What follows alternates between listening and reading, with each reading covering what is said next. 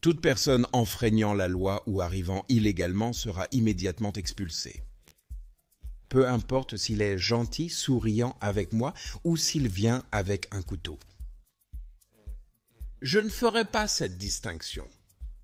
Mais il y a une chose que je trouve vraiment géniale, c'est que tu en parles, parce que presque personne n'ose le faire. Au final, l'AfD veut revenir à la normalité et le slogan de campagne pour les élections européennes était « l'Allemagne, mais normale ». Ils ne parlent pas seulement de LGB, AOK et DK, mais ils veulent qu'on revienne à...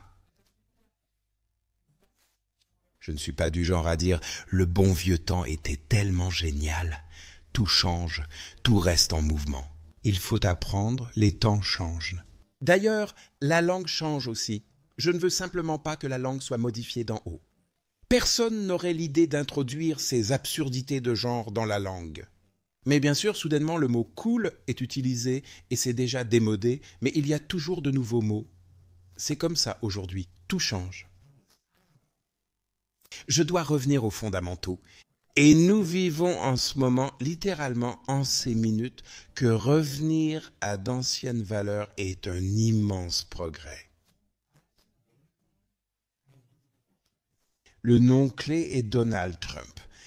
Nous constatons soudainement que cela se passe aux États-Unis, dans un pays largement corrompu. Je veux dire, ça me fait mourir de rire. Ça fait plus de 20 ans que je passe tout le mois de novembre aux États-Unis. En Californie, par exemple, il est interdit de se changer sur la plage. Se changer, c'est-à-dire enlever son maillot de bain et enfiler rapidement un pantalon sec. On doit alors toujours faire une sorte de danse avec la serviette. Et il y a même des panneaux indiquant interdiction de fumer sur la plage et aussi d'être nu et tout ce genre de choses. Mais à côté, 99% des films porno sont produits. L'Amérique est vraiment un pays fou. Mais maintenant, il faut s'imaginer ça. Trump remet maintenant l'horloge en arrière, mais en réalité, il l'a fait avancer. Et il dit « Je ne veux plus de toute cette folie, de toutes ces bêtises woke et tout ça. Je veux retrouver la normalité. » Et les gens sont enthousiastes, et le plus drôle, c'est que les jeunes sont enthousiastes. Et maintenant, regarde l'AfD. Mais on peut objectivement, il s'agit simplement de ça si on regarde les chiffres et les faits. L'AfD est le parti le plus jeune d'Allemagne. Les jeunes votent bleu, c'est ce qu'ils choisissent. Et d'ailleurs, c'est intéressant puisque nous sommes ici à Berlin, et surtout ici, au centre de tout. L'arc-en-ciel ressort ici de tous les coins. Un site de rencontre pour homosexuels a de nouveau réalisé il y a quelques jours un sondage. Pour qui allez-vous voter ? Et plus de 60 000 personnes ont répondu. Cela veut dire que c'est surreprésenté. Et la grande majorité d'entre eux votent pour l'AfD. Cela veut dire que la communauté homosexuelle ou que les jeunes sont tous à gauche. Et dans ce délire woke, tout ça n'est pas vrai. Et quand on se rend compte de ça, je suis déjà un vieux bonhomme. Je pourrais aussi dire, je m'assois maintenant, je vais jouer aux échecs avec mon déambulateur et ensuite je vais dans mon fauteuil à bascule. Mais je n'ai jamais été aussi, présent même mentalement. Parce que tout à coup, je vois la jeunesse, je vais faire les courses au supermarché et soudain, il y en a qui disent derrière moi. « Et vous êtes Peter Han ?» Vous avez bien dit « je laisserai ces colleurs pour le climat collé là pour toujours » ou vous avez bien dit « je veux entendre les menottes claquer ». Donc on voit bien, les jeunes sont éveillés, ils sont éveillés. Comment expliquez-vous ce phénomène des jeunes, des homosexuels et des migrants qui votent maintenant bleu dans de nombreuses régions ? Oui, alors pour les migrants, c'est tout à fait clair. Ce sont généralement des Turcs, avec qui on a affaire tout le temps ici en tant que chauffeur de taxi. Celui qui m'a amené ici me répète la même histoire et me dit « Monsieur Hahn, je sais comment vous pensez, mais vous n'êtes pas assez radical. Nous sommes encore bien plus radicaux. Parce que mes parents sont venus ici de Turquie, du Maroc ou Dieu sait d'où. Ils ont tout fait seuls, trouvé un logement, un travail, sans aucune aide. Et maintenant, tout à coup, des millions de personnes arrivent. Ils sont accueillis ici dans une société de bien-être et en même temps, ils sont extrêmement criminels. Donc, cela constitue déjà une clientèle assurée pour l'AfD. Quand je vais dans un certain supermarché et que la femme d'un homme politique CDU connu se tient au comptoir de la viande et que j'y vais aussi, les bouchers turcs me crient déjà dessus. Monsieur Hahn, nous votons aussi AfD. Juste pour provoquer. Alors je dis toujours, dites-moi comment savez-vous pour qui je vote ? Et c'est comme ça qu'on commence à discuter. Ensuite, les homosexuels, c'est évident, ils ne veulent quand même pas être pendus à la prochaine grue de chantier. Vous devez juger toute idéologie, toute religion, tout programme politique à cette aune-là. Comment cela est-il pratiqué là où les idéologues sont majoritaires ? C'est-à-dire, il ne s'agit pas ici de diffamer l'islam ou les migrants d'ici, mais je dois regarder où votre religion ou idéologie détient le pouvoir, où elle est majoritaire. Qu'est-ce qui est pratiquement fait là-bas ? Et bien sûr, tout le monde ici se le dit. Donc, avant de me laisser pendre à une grue de chantier ici, si la charia règne ici, et elle règne déjà, il existe déjà des quartiers et villes entiers comme Essen. La CDU gouverne, c'est un califat, ça veut dire qu'ils n'osent même plus sortir dans la rue là-bas. Les établissements ont tous déjà des agents de sécurité à leurs propres frais parce qu'ils ne sont plus en sécurité. Et les jeunes, l'autre groupe, le troisième dont tu as parlé, ce sont ceux qui ont peur pour leur avenir. Ils disent « Nous ne voulons pas de toutes ces conneries woke. Nous ne voulons pas qu'on nous dise comment nous chauffer, comment manger, comment parler, comment écrire. Tout est... À la fin, on aura même des élections assistées. Alors votez bien comme nous le voudrions. » Et ils disent « Nous voulons la liberté, la performance, nous voulons voyager. Peu importe totalement si nous prenons l'avion ou si nous avons une voiture à moteur thermique ou quelque chose comme ça. Nous ne voulons tout simplement pas de règles. » En ce sens, ce qui est génial, c'est ce que j'ai vécu il y a 100 ans au siècle dernier. Je ne veux pas devenir comme mes parents. Aujourd'hui, je ne peux que dire, les jeunes font vraiment ce qu'il y a de mieux quand ils disent « Nous ne voulons pas devenir comme mon professeur qui nous fait la leçon là-devant. » Comment ça, tu vas aux toilettes des hommes ? Est-ce que tu sais vraiment qui tu es ? Tu n'es pas peut-être non-binaire ? Aujourd'hui, des jeunes me disent « Nous ne supportons pas ça. » Nous voulons, en tant qu'élèves, des enseignants qui sont des personnalités dont nous sentons qu'ils veulent nous accompagner dans l'avenir et pas des idéologues qui nous disent sans cesse ce que nous devons faire ou ne pas faire. Il se trouve d'ailleurs que ces jeunes qui m'ont interpellé travaillent dans un supermarché. Et vous êtes Peter Haney. Vous êtes la star dans notre classe, mais nos professeurs vous détestent et c'est le plus grand compliment. Les professeurs diront « Oui, Haney est un vieux conservateur ». Les gars répondront « Excusez-nous ». Ce qu'il dit, on trouve ça vraiment génial. On trouve Fridays for Future tout aussi stupide quand il paralyse la circulation. Quand Hahn dit « Je les laisserai coller là pour toujours », c'est beau. Tu viens d'aborder plusieurs points importants. Quand il s'agissait du califat, j'ai ressenti une certaine résistance intérieure parce que je me suis dit « Ce n'est en fait pas un ». Ce n'est pas vraiment une menace. J'habite à Berlin et je vais aussi à Kreuzberg et Neukölln. On n'a pas vraiment l'impression qu'un califat a été proclamé ici, mais j'ai récemment reçu un message d'un ami des États-Unis avec une capture d'écran « Tout va bien chez vous ». En Allemagne, un califat aurait été proclamé à Hambourg. Et je me suis dit, ce n'est qu'une façon de faire peur aux gens. En tout cas, moi, je ne l'ai pas ressenti comme ça dans ma vie quotidienne. Mais il y a, enfin je parle du califat au sens figuré, mais il y a des zones, prenons seulement Berlin où la police vous dit « là on n'y va plus », où les secours disent « là on préfère ne plus y aller ». Mais malheureusement, nous devons y aller. Il y a des quartiers ici où même le gouvernement avertit que les juifs ne devraient pas y aller.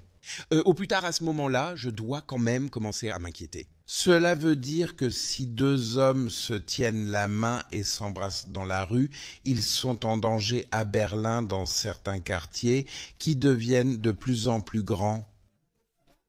Et je ne veux pas vivre dans ce pays-là. Je préfère encore qu'on me traite de radical de droite. Je ne veux pas vivre dans un pays où des choses religieuses, idéologiques et orientales de l'âge de pierre, comme la charia, dominant. Je ne veux pas non plus vivre dans un pays où je dois recevoir des leçons de la part de personnes qui ont abandonné leurs études et qui, par hasard, se retrouvent au gouvernement sur ce que je dois penser et comment je dois vivre. Je ne veux pas de ça.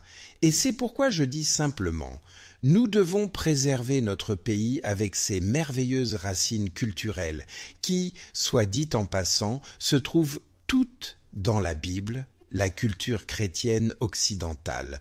C'est un terme un peu figé, mais il y a une vérité derrière. La dignité humaine, les droits de l'homme, la liberté d'opinion, la liberté de la presse, et ainsi de suite. Nous avons perdu cela progressivement entre-temps, et je vois une chance que nous puissions le retrouver. Je trouve ça vraiment bien. Et j'ai aussi trouvé l'exemple avec les migrants de première génération vraiment pertinent. Parce que je suis moi-même un migrant de première génération. Et à l'époque, nous avons dû tout gagner à la sueur de notre front. Mon père a parfois cumulé 3 emplois pour subvenir aux besoins de ses 7 enfants, dont mes 6 frères et sœurs. Et j'ai fait quelques recherches hier quelque part. En Australie, il existe ce qu'on appelle des centres de traitement offshore. Si tu essaies d'entrer illégalement dans le pays, tu es envoyé dans un camp similaire à Guantanamo, situé en dehors des côtes, donc au large. Les migrants dont tu as parlé tout à l'heure, ils sont habitués à des styles autocratiques dans leur pays. Ils savent que si tu ne files pas droit ou que tu ne participes pas, tu risques de disparaître complètement de la circulation, dans le pire des cas. Les premiers arrivés ont dû demander des visas étudiants. Et il y avait aussi beaucoup de scientifiques qui étaient venus, par exemple tous les Syriens, les Irakiens, les Afghans. C'était des scientifiques, des médecins, des gens instruits. Et les Afghans, c'était des marchands de tapis, des commerçants. Ils faisaient de l'import-export, ce genre de choses, voilà. Mais à l'époque, leur pays était encore en paix. Nous n'avions pas encore causé de massacre là-bas. Regarde, maintenant, je dois en parler parce que je suis politologue. Toutes les guerres d'agression post-11 septembre, où avec la participation de l'Allemagne, nous sommes responsables d'1,5 million à 3 millions de morts dans ces pays. Nous avons fourni la technologie militaire. Nous étions nous-mêmes à Kunduz et y étions stationnés côte à côte avec les Américains. Et nous avons détruit les moyens de subsistance de ces personnes sur place. Et ceux qui sont venus dans la 2e génération étaient simplement des ouvriers agricoles.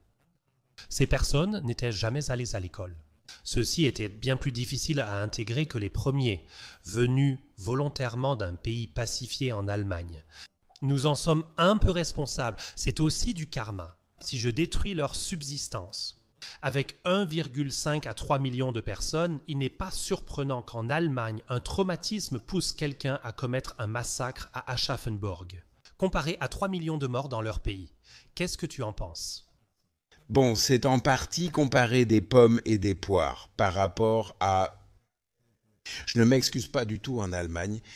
Celui qui enfreint la loi ici, qui vient ici illégalement, etc., il est immédiatement expulsé.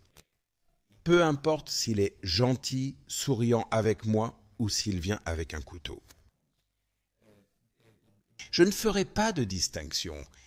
Mais je trouve qu'il y a une chose vraiment géniale, c'est que tu en parles parce que presque personne n'ose le faire. Les causes. Maintenant, on pourrait, si on remontait le temps, recommencer l'émission depuis le début. En termes de temps, je pourrais maintenant prendre l'exemple de Donald Trump avec Gaza. C'est une idée révolutionnaire que seuls des fous peuvent critiquer. Je veux dire toute la politique allemande, y compris la Union chrétienne-démocrate et la Union chrétienne-sociale, qui à mes yeux sont souvent encore pires que la coalition Feu tricolore. Avec la coalition Feu tricolore, on sait à quoi s'attendre. Avec la Union chrétienne-démocrate, on croit à du chrétien conservateur. Maintenant, ils critiquent tous Trump. C'est la solution par excellence, celle qu'on a attendue pendant des siècles au Moyen-Orient. Ce n'est ni idéologique ni religieux, mais économique, et nous pouvons le résoudre. Et ensuite, tout sera réglé. C'est donc en quelque sorte l'essentiel. Donc si on extrapole cela, d'ailleurs aussi à l'Ukraine, c'est le même problème. Avons-nous préféré faire la guerre plutôt que d'apporter une aide au développement utile ? Mais le mot est aussi approprié. C'est-à-dire, ça ne sert à rien que l'Institut Goethe à Kaboul organise un séminaire sur le tri des déchets. Ce n'est justement pas ce qui intéresse les gens là-bas. Que l'Institut Goethe organise des séminaires sur la façon d'utiliser l'écriture inclusive, que nous menions une politique étrangère féministe et financions des pistes cyclables au Pérou, pendant que Elon Musk gare ses fusées en marche arrière. C'est-à-dire que ce que nous avons fait relevait aussi d'une folie idéologique. Au lieu de dire que la stabilité économique est la chose la plus importante pour avoir de la satisfaction, pour avoir un attachement au pays, et ainsi de suite. Nous avions, et là, un Helmut Schmidt. D'ailleurs, aujourd'hui, il serait déjà arrêté après la première moitié de phrase parce qu'il a dit, en tant que chancelier fédéral SPD, « Nous ne devons pas faire venir dans notre pays des cultures qui ne sont pas compatibles avec nos conceptions de la liberté. » Avec cela, il n'a pas stigmatisé l'ensemble de l'islam, mais certaines tendances que nous voyons aujourd'hui. On peut le faire, si on le veut. Les services de protection de la Constitution devraient plutôt s'occuper de cela que de l'inoffensive AFD. Tout cela est ridicule, la façon dont nous détournons les priorités. J'ai moi-même déjà entendu ces appels ici à Berlin, dans des mosquées de cour intérieure. Et quelqu'un qui connaît la langue, toi probablement, il entend bien dans le métro ce qui se pense là-bas. Cela signifie qu'ici je dois être vigilant dedans, mais dehors c'est correct. Maintenant, ce que tu as dit sur la culpabilité allemande ou sur les 3 millions de morts, c'est tout à fait juste. Guerre d'agression. Maintenant, nous avons exactement la même chose en Ukraine. Maintenant, il y a des hommes soumis au service militaire qui se cachent quelque part dans les forêts pour ne pas être sacrifiés dans cette guerre. Maintenant, on se rend soudain compte que Trump, à l'heure où nous faisons cette interview, a suspendu les paiements pour toutes les organisations non gouvernementales. Monsieur Biden a donc soutenu toutes sortes d'organisations non gouvernementales à Kiev et partout ailleurs pour la propagande de guerre. Pourquoi pas pour la propagande de paix ? Pourquoi le mot paix est-il un mot tabou ? Pourquoi un de mes collègues s'assoit-il sur le plateau de Schweiz-Deutsches Fernsehen et dit-il « Mais le pire serait que la paix arrive maintenant. » Donc, parce que l'Ukraine est dans une position aussi défavorable, elle devient chaque heure plus défavorable. Sans chance, ils deviendront bientôt une colonie russe. Là-bas, on sacrifie des vies humaines, on sacrifie la culture, tout est détruit, un mouvement de fuite est déclenché. Au lieu de, il y a 2 ans, mot-clé Istanbul, tout était sur la table. De s'asseoir à une table et de conclure un traité de paix avec les Russes. Tout cela aurait pu se faire sans victimes. Le pire, c'est que c'était pareil avec le corona, et c'est exactement la même chose maintenant avec la guerre. Il n'y a que des intérêts économiques derrière tout cela. Et puis tout à coup, on devient carrément de gauche, enfin moi, et on se dit, oui, c'est ça, le capitalisme à l'état pur. D'ailleurs, les seuls qui comprennent vraiment, ce sont les aussi. Ceux qui étaient de l'autre côté du mur et que nous avons tous pris en pitié comme des frères et sœurs. Ils se réveillent, soudain, sur ce sujet, sans que vous vous en rendiez compte. Je veux dire, maintenant, Friedrich Merz revient de Davos. Bon, je ne veux pas lancer de théorie du complot sur Davos maintenant, mais je m'y connais très bien. Et je sais ce qu'on y pense, ce qu'on y fait, et quelles ficelles sont tirées lors du Forum économique mondial. Et maintenant, tout à coup, M. Merz revient là-bas. Ça veut dire...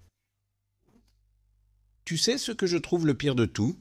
Donc nous ne disons pas nous, mais la politique allemande, CDU, CSU en tête, nous devons rendre nos enfants aptes à la guerre. Mais je ne veux pas que nos enfants deviennent aptes à la guerre. Ils doivent devenir aptes à lire, à écrire, à compter, aptes à vivre, et être aptes à vivre signifie toujours être aptes à la paix. En vérité, tout le système éducatif devrait être conçu pour que les enfants et les jeunes deviennent capables de paix et capables de gérer les conflits. Aujourd'hui, nous faisons le contraire. Les Russes sont présentés comme l'ennemi absolu, alors que le peuple russe n'y est pour rien. L'AfD est présentée comme l'ennemi absolu. Nous avons, mais c'est un retour aux années 1930, à la pire période du monde, la pire période de l'Allemagne, où certains groupes de population étaient stigmatisés. Ils étaient responsables de tout. Aujourd'hui, on dit même qu'il pleut à cause de Poutine. Non, maintenant, tout est la faute de Trump. C'est intéressant, on ne parle plus du tout de Poutine. Ils ont désormais un nouvel ennemi, Donald Trump, responsable de tout maintenant. C'est vraiment stupide. Tu as passé des mois aux États-Unis, même avant les élections. Qu'est-ce qui explique le phénomène Trump et que pensent réellement les gens de Donald Trump ? Alors, je l'ai vraiment vécu et je l'ai communiqué en Allemagne déjà 3 ou 4 semaines avant l'élection. Victoire écrasante pour Donald Trump. On m'a pris pour un fou pour ça. Du genre, les hôpitaux psychiatriques doivent maintenant ouvrir leurs portes. Pierre-Anne arrive. J'ai eu raison sur toute la ligne parce que je l'ai ressenti. Le phénomène Trump, c'est qu'il est totalement anticonformiste. Il ne filtre pas ses discours ni ses tweets à travers des diplomates, il les écrit lui-même. Tous ceux qui l'entourent sont pris de peur et de terreur. Qu'est-ce qu'il va écrire ? Quand il se réveille, il écrit tout de suite sur X. Et alors, on se demande, qu'est-ce qu'il prépare maintenant ?